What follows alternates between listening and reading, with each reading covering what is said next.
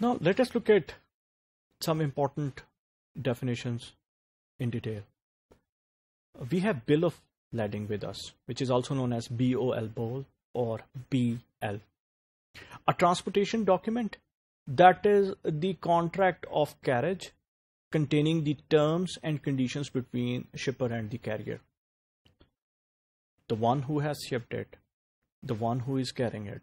It's an agreement between them. Of course, the transportation contract. It's a transportation document.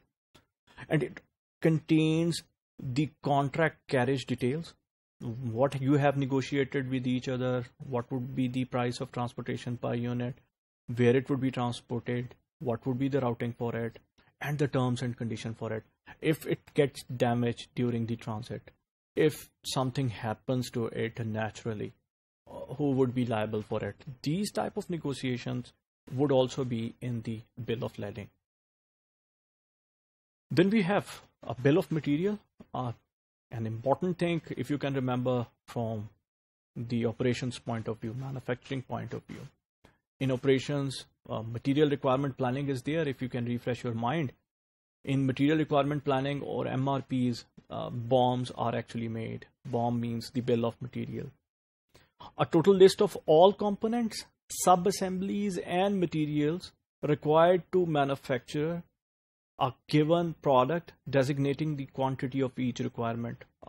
If you can remember, what did you do? You make a structure, hierarchical structure, and you would have the bigger component or the assembly with you, then you would have the sub-assemblies with you, and then the components.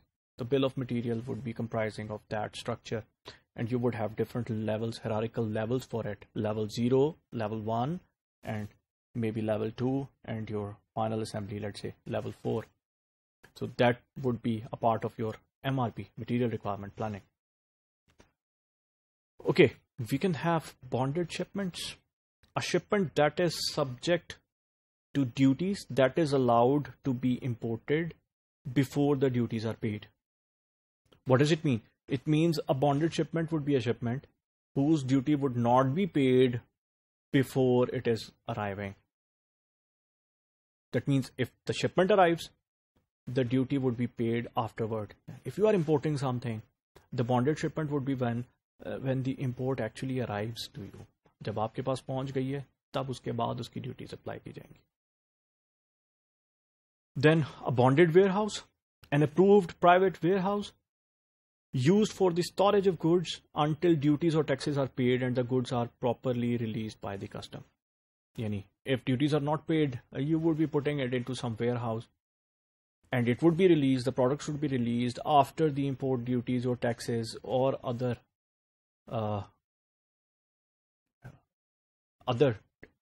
amounts which are levied on it are being paid. After it is being paid, then these products can be freely used or they can be taken by the customer.